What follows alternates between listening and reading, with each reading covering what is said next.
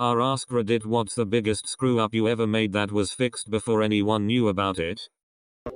I made a cake for work and accidentally swapped sugar for salt. As I was prepping it in the staff lounge, I cut myself a small bite and tasted it. It was horrible. People were already arriving for lunch, and being known as someone who bake amazing cakes, people were excited to have a slice. Not knowing what to do, I picked up the cake, and using all of my acting abilities, stumbled and dropped it on the floor, leaving a huge cake mess, but saving my reputation. Best part was that the boss felt so bad for me, and perhaps disappointed at not getting any cake, that he told me to head down to the local bakery and pick up a cake, and he'd wire me the money to cover the expense.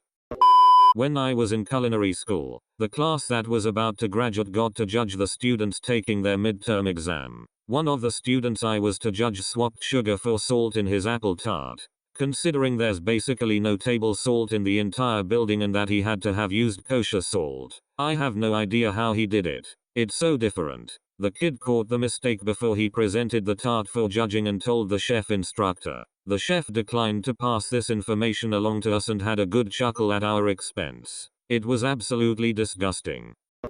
When I was 15, I tried to bake a carrot cake, and I think I misread how much carrots to put and ended up with maybe 10x the amount of carrots you're supposed to make. Whatever I did, it became the mushiest cake ever. Guests were already coming, and in a stroke of genius, I told my mom's friends, since 2 of you are bringing your babies along, I made it extra soft for them. I also reduced the sugar and increased the carrots to make it healthier. My parents' friends kept going on about what a thoughtful, sweet kid I am, baking a cake specially with babies in mind. The weird thing was, the babies were hooked on the cake. One of the moms kept calling my mom for the next few months asking if I have time to bake that cake again. I did try to replicate it, but I just couldn't, so I kept pretending I was too busy. I met her kid again when she was 11 and apparently, one of her earliest memories was eating that cake. Her mom told me I was the one who baked it for her, so she was really excited to meet me, because in her memories, it's some mind-blowingly awesome cake that no cake has ever compared to. I had to burst her bubble and tell her what really happened. I used to work at a call center for a popular gift company. This one couple calls up and says we need to cancel our order. I look it up and tell them UPS already has the order to deliver it. They tell me you don't understand. We are sending this to our son and his wife. We accidentally put his ex-wife's name on the card. It will ruin Christmas if they receive this gift. I was finally able to call UPS and get them to not deliver the package. Not my screw up, but dang.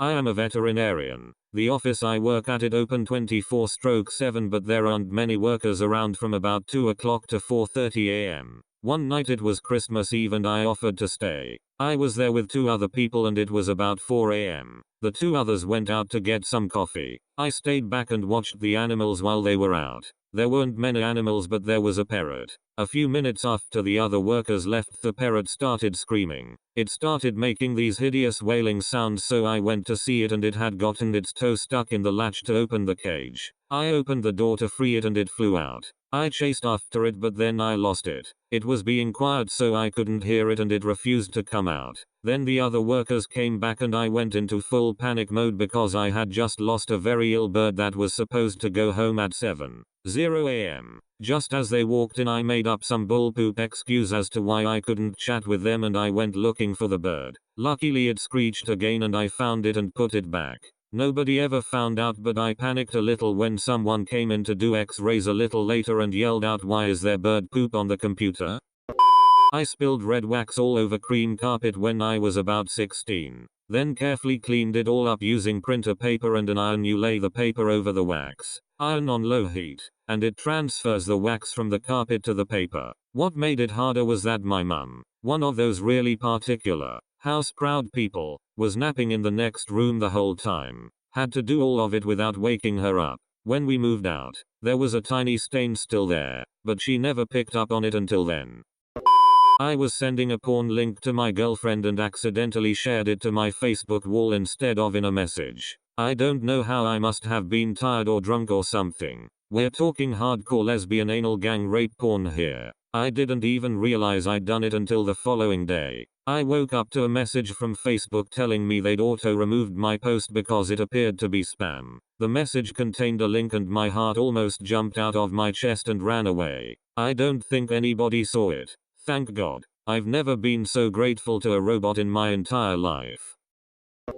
At work. On my personal email, I was emailing my best friend who was Polish. We often used Polak as a joke. Me being part Italian, I also referred to greasy Italians. Sent the email to my friend, looked again and realized I had typed it up in the wrong email window and sent it to a client. I instantly recalled the email and sent an email apologizing to the client saying it wasn't intended for them. Thank God for old Microsoft Outlook's recall feature. It saved my ass that day. The client never got the original email. I had an airman from my squadron who sent an email to everyone in the entire base saying how his talents would better utilized as a combat controller. For those not in the military, you never email your commander directly, let alone every commander and airman from every squadron. The little pop-up that asked permission to recall the email was icing on the cake.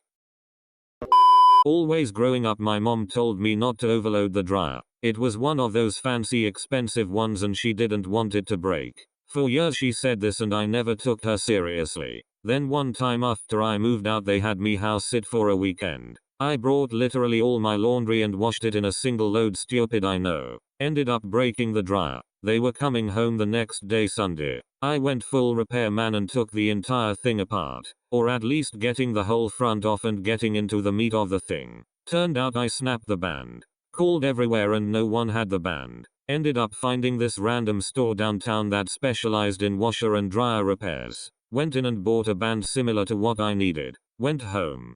Put it on. And put everything back together. Took up my entire Saturday. It's been 3 years and my mom still doesn't know.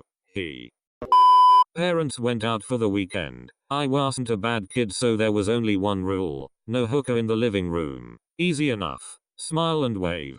Promise not to burn the house down. Yada yada yada. I end up smoking hookah in my living room, which had been recently repeated. One of my friends goes to flip the coal, and I gave him a warning of how this was the only rule I had, and if he dropped the coal, my parents would never let me live it down. Plus I didn't have enough money to get my entire living room repeated before they got back.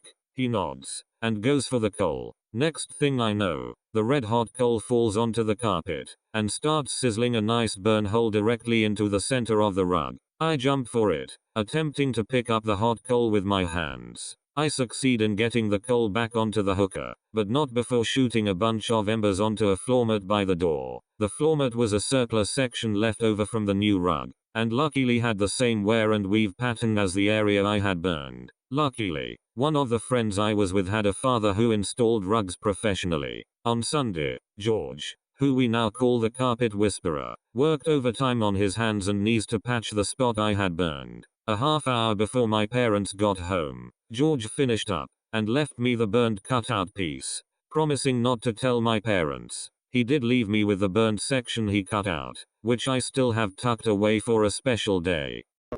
I was online manager for an organization about a decade ago. I was super tired and working late one Friday night when I screwed up and deleted their entire website. I threw up a "we're doing maintenance" message and spent the next 8 hours trying to find another copy of the code, discovering along the way that the organization did not have a single working backup. In the end I went to the Internet Archive and saw that some of the text was there. So I went home at 4 in the morning, slept for a couple of hours and was back in the office by 7 a.m. Sat morning. I then spent the entire weekend locked in my seat grinding away to recreate the entire website from scratch. Graphics, JavaScript, applets, forms, HTML etc etc. I walked out the door about 4 a.m. Monday morning, and then wandered into the office by 9 a.m. like nothing had happened. The only fallout was a slow stream of calls and emails over the next 6 months saying that my page seems to have disappeared, which I blamed on a succession of different made-up reasons. I work for a credit card company. One day our main systems crashed, so we had to use the old DOS systems to access the customers' accounts. So this lady calls and wants to reduce her limit from $3,500 to $1,000. Easy. But what I didn't know since we were basically using a system created even before I was born, was that I was supposed to delete the old limit and then put the new one. So because of my mistake, the lady had for a very brief moment a limit of $1,350. LMAO, this reminds me of my high school religion class, except I didn't realize and my teacher got mad. It was a paper on homosexuality in Judaism and everything was professional about it, except I had to email it. I forgot I saved it homos and Jews. Still got like an 80, but man, that scowl on my teacher's face. Yikes.